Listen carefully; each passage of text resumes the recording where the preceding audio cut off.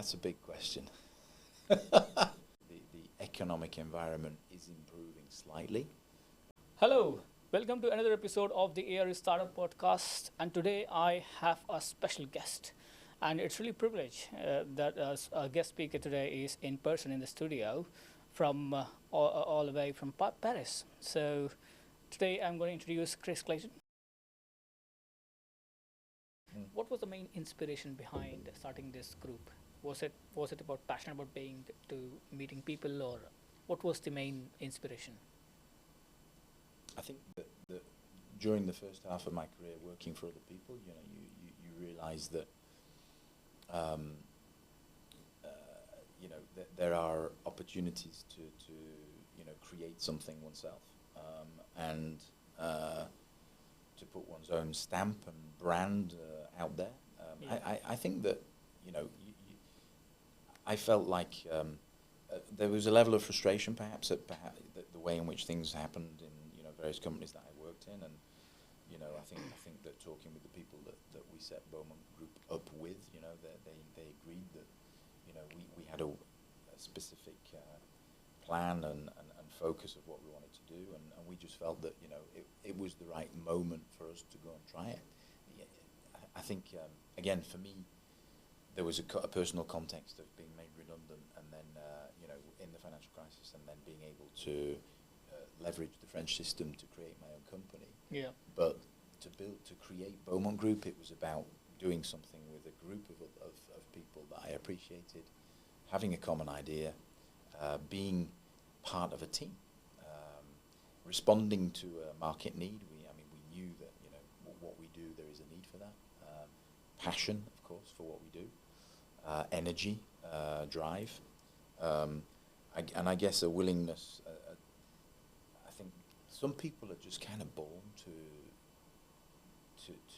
want to lead and to turn their ideas into reality.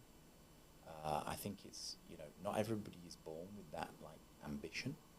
Some people are very happy to work, to be employed, to have a stable situation, not to have too much responsibility, not to have to take risk.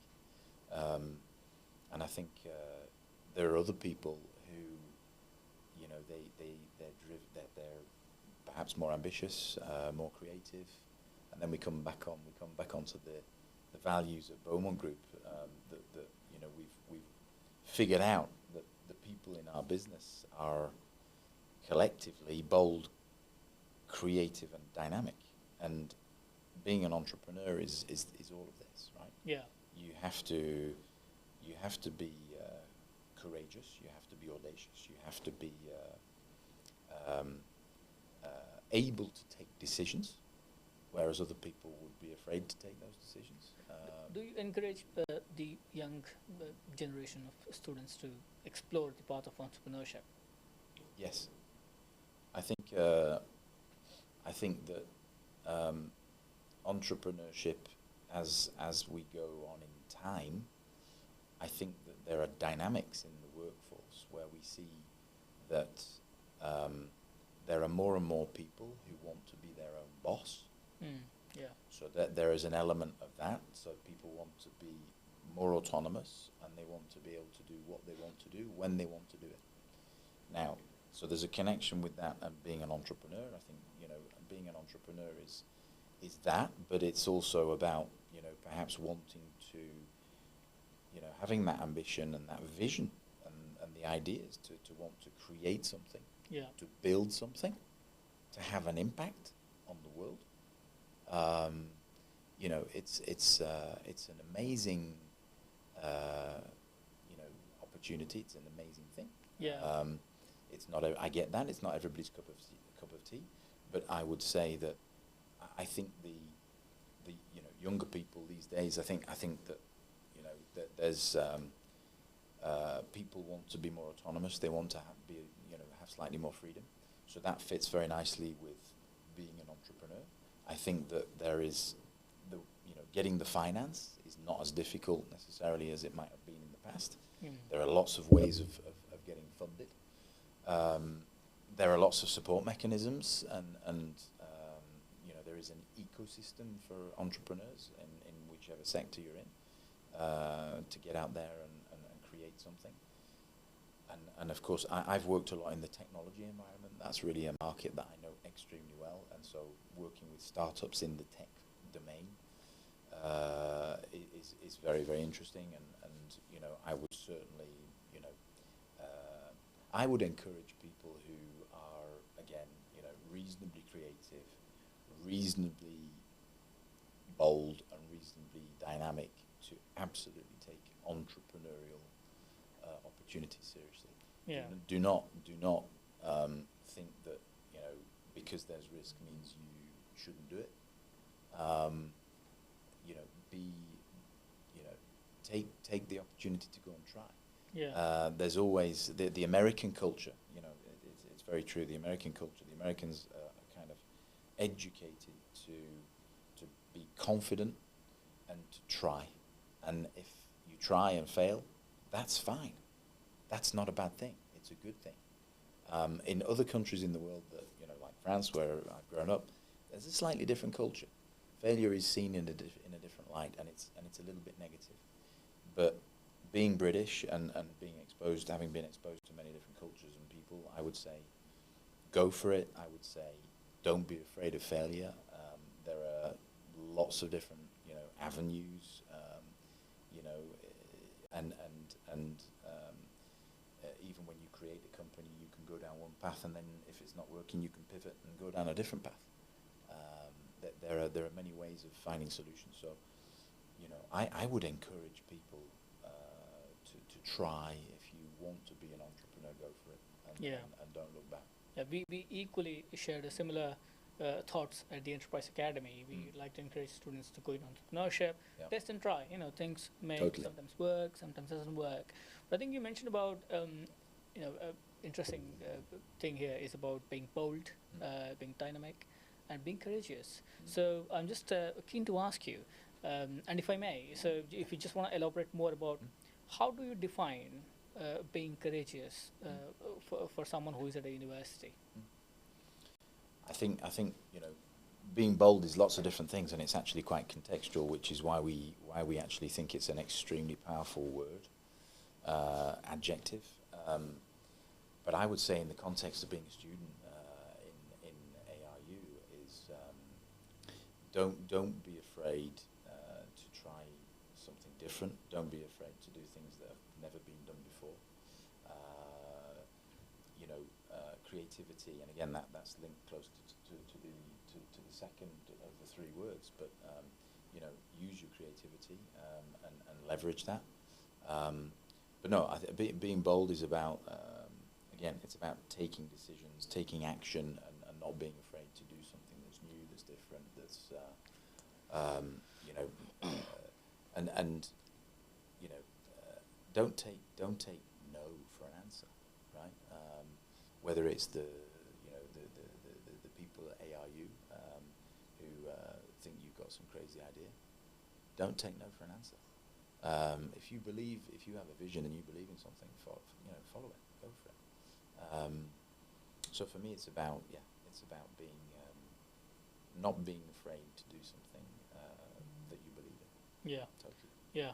Thank you. I think we just had a good conversation on, you know, the company, the entrepreneurship side of things. But the other segment is about knowing Chris more in a bit more. So how does your day look like as a chief executive? I'm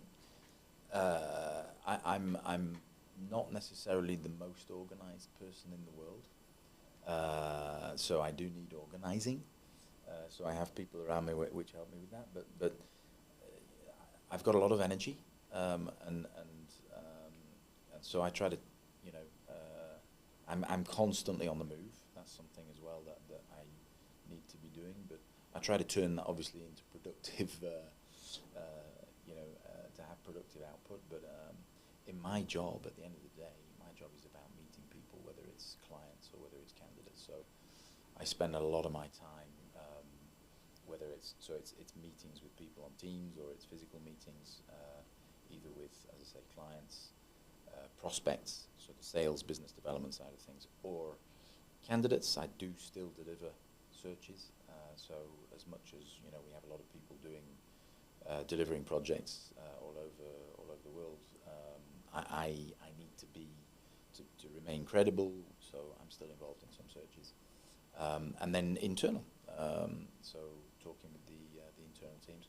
So I would say half still of what I do is very much clients and prospects. Half of my time, I'd say 25% is then is 20% is on delivering searches, and 30% is internal things, which can be related to strategy, marketing, people. We've got a kick-off activity, a kick-off event next week, where we're bringing all the senior partners together in Paris after the Olympics with an Olympic theme, Nice. which is going to be good fun, and that's important. And this is interesting. COVID affected a lot of people and a lot of companies in lots of different ways. And I think what we're seeing with all of our clients and people we work with and talk with is it's a struggle to get people back together. So there are still people who are preferring to stay at home, work from home, and they're kind of virtual all the time. And I think leadership is today, trying to get everybody back in. Not all the time. There's a hybrid solution there, which is work from home sometime and go to the office or be with clients and out there. But it's still a struggle for a lot of people to get people physically in a room doing things together. Yeah. And so we're trying to do that. We're doing that next week with the team. So I spend my life is people. So How do you manage your personal life then? You're a father of two, and you've got a personal life, and you've got a busy schedule the other side. So how do you balance? Sometimes with difficulty. You can ask my wife about that. You have to be reasonably disciplined. And I think I've been lucky enough again in the situation I'm in to be able to organize my time as I want. And I do, if I'm not traveling, I'll be going home and having dinner with the family every night. And I try not to work at the weekend. So it's just about having, discipline. And by the way, the 4-day week, that's something that I don't know if you guys have, been talking about that one, but it's a serious topic. Even the working 4 days. Working 4 days. Okay. So going from 5-day working week to 4 day. Right? Yeah. There's a number of companies out there who are exploring this and doing this, and I believe that is a trend that will continue, and I think that there is some merit that everybody and all leaders and execs and entrepreneurs have a look at the 4-day week scenario, because again, the dynamics of the workforce today are, we need to drive performance whilst being caring, and people is everything in your business, right? So if they're not happy, they're not going to perform, and happiness is not just I'm feeling good. It's well-being and all this kind of thing. So 4-day week means I'm absolutely 1,000% on it for 4 days, and I've got a day where I'm with my family, I'm with my kids, I'm doing sport, I'm doing things with associations, I'm working with charity, whatever it is. Yeah. I think it's a good thing. Okay, I think we have to wait for more time to see how this evolves, the 4 days and 3 days off structure. Yeah. And, particularly recruitment agencies and the way recruitment is working after COVID and the coming new generation. I think it's rapidly changing. Things have been evolving more further. The working style has been changing. Yep. I think this is something. I'm not sure if some countries are already trying this approach, but they are. I think I think in the Anglo-Saxon world and the Americans, there are some companies again in the tech domain. There's a lot of obviously very cool modern startups and scale-ups that have a real issue to retain their staff. So HR and execs are having to come up with innovative policies to keep everybody happy and retain their staff. And part of that is things like 4-day working week. Yeah.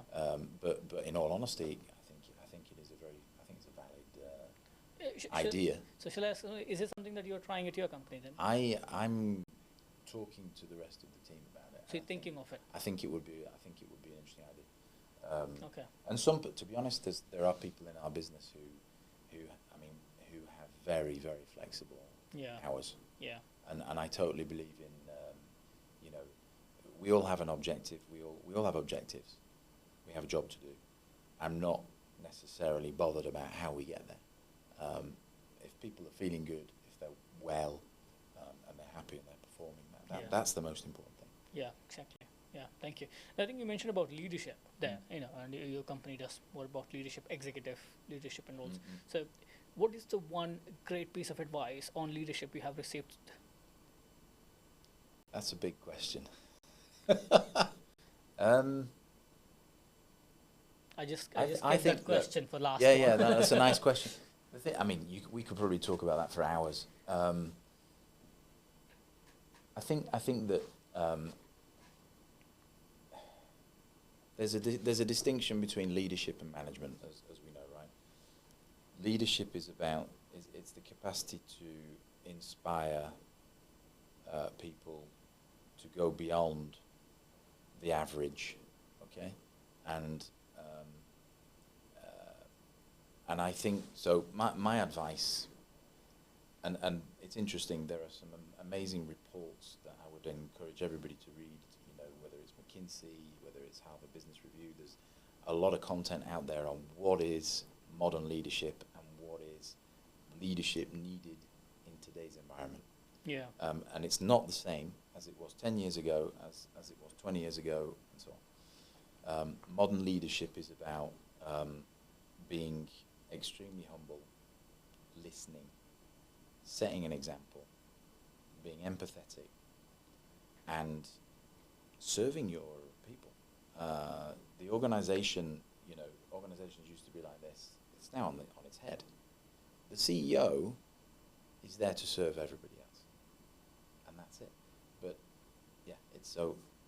I think the better leaders today are those who are humble, feet on the ground, set an example. They listen, and they care about their people.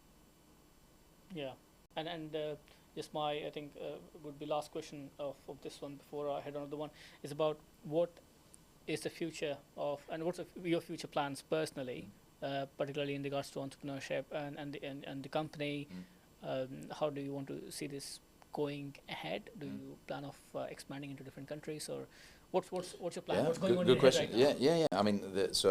It's been, as I say, it's been a very difficult, a very bumpy last few years. Things are, we're on the right path. The economic environment is improving slightly. We're all waiting for interest rates to go down. I think when that happens, there'll be more investment, there'll be more growth. And I was in the US a couple of weeks ago, and they were, the Americans are pretty confident about 2025, and the fact that will be a better year than 2024. You've obviously got the elections. We saw the debate last night. The election's coming up. And whichever way it goes, it's going to be very tight. There's going to be a kind of a liberation, and I think that you'll see business with the interest rates going down, the economics will improve. The UK is in an interesting place, and I think we'll see equally some stability in the politics there. And after some years of hard, tough economics with Brexit and inflation and everything else, I think things will improve too. And so I think generally we're in a context of improving confidence. Yeah. So we feel that the next few years will be good. The topic of leadership is massive. It's getting even more important, critical. It always is, but it's complex. So the topic of do we have the right leadership and what is the right leadership is increasingly complex and important for the shareholders. So we think business is going to be interesting. So therefore, we're contemplating opening an office in the US. Today we have a partner there, and we're contemplating opening our own office in the US. and otherwise, we've been able to keep most of our people in what's been a difficult 2 years, but we're hoping to be able to grow again and expand as we go into 25 and 26. Yeah. So feeling good, but there's no radical change. Continue to focus on executive search whilst developing perhaps some of the leadership advisory services, which is the sticky part as well around search. Yeah. Lots to do. Brilliant. Thank you so much for answering all the questions and reflecting also. I'm sure you also got a chance to reflect on your journey at university. And are you still in touch with anybody? Yeah. I mean, the people that I met at university, both here in Cambridge and also in Clermont-Ferrand, where I did my exchange. Still in touch, and so it's been 20 odd years, and they're important friends for me. And so what happens at university? I mean, apart from saying the obvious, it's the best years of your life. They are the years where they format you for the better. And I would say to everybody, make the most of the facilities, make the most of the people and the knowledge. And if you have any kind of an entrepreneurial gene in your body, don't be afraid, go for it, and talk to the guys. And if anybody wants to talk to me or anybody else that's an entrepreneur, I'm sure we'll be able to try and help with pleasure. Any last words before leaving us today? Any last words for students? Good luck. It's the beginning of a new year. There's a new year that's just beginning. My daughter is just starting her second year at business school in Paris, and I know it's always a little bit nerve-wracking. You start your new year, so good luck to everybody. And again, be bold, be creative, and be dynamic. Thank you. So, ladies and gentlemen, that was Chris Clayton. So, be bold, be dynamic, and be courageous. Thank you.